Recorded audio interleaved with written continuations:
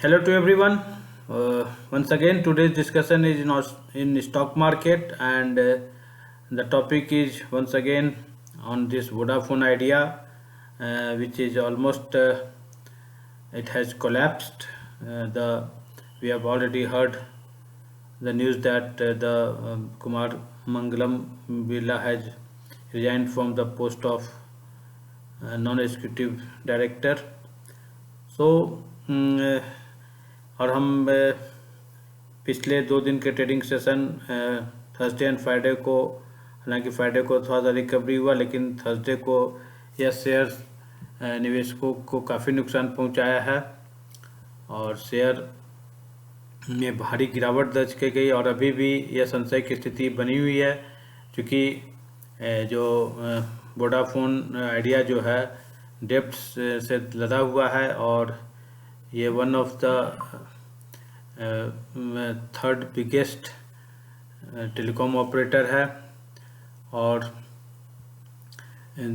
इसके जो प्रमोटर हैं उन्होंने फर्दर इसमें कैश इन्फ्यूज करने की स्थिति में वो नहीं है। उन्होंने इनकार किया और कहा है कि गवर्नमेंट इस पर अपना कोई स्टेप उठाए और कंपनी ने जो कहा है कि जो उस स्थिति में नहीं है कि वो जो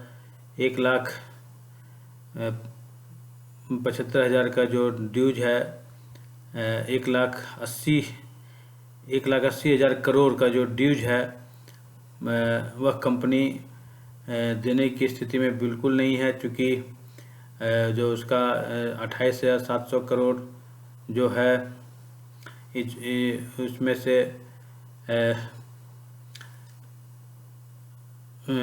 और बाकी जो फिर इस टेलीकॉम डिपार्टमेंट का ड्यूज और फिर ये स्टेट बैंक ऑफ इंडिया का 11,000 करोड़, यस बैंक का 4,000 करोड़,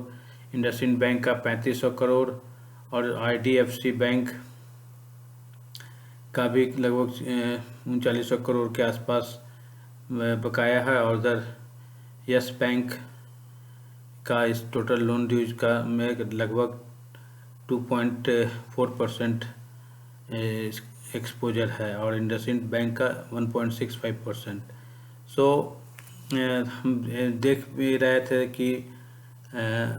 थर्सडे और फ्राइडे के ट्रेडिंग सेशन में IDFC के बैंक में भारी गिरावट आई, फिर इंडसइंड बैंक के शेयर में हालांकि फ्राइडे को थोड़ी सी रिकवरी देखने को मिली, लेकिन वोडाफोन आइडिया जो है जो पिछले 10 साल से इसका मामला चल रहा है और सुप्रीम कोर्ट ने भी एडजस्टेड ग्रॉस रेवेन्यू ड्यूज में कोई राहत देने का फैसला नहीं सुनाया और इस कारण ये अब और डेप्ट से लड़न और यह बिल्कुल ऐसा कहना है कि हम अब और चलाने की स्थिति में बिल्कुल नहीं है। सो कोई गवर्नमेंट को हालांकि इस बारे में सोचना होगा, क्योंकि अगर इतना बड़ा कंपनी अगर बंद होता है तो ये 2 कंपनी जो अभी बच जाएंगे, रिलायंस जियो और भारती एयरटेल, इनका मोनोपोली हो जाएगा और दूसरी ओर ये जो वोडाफोन आइडिया में जो विदेश की कंपनी का निवेश है, इस तरह विदेश निवेश पर भी इसका काफ़ी असर पड़ेगा। सो गवर्नमेंट को इस पर निश्चित रूप से कुछ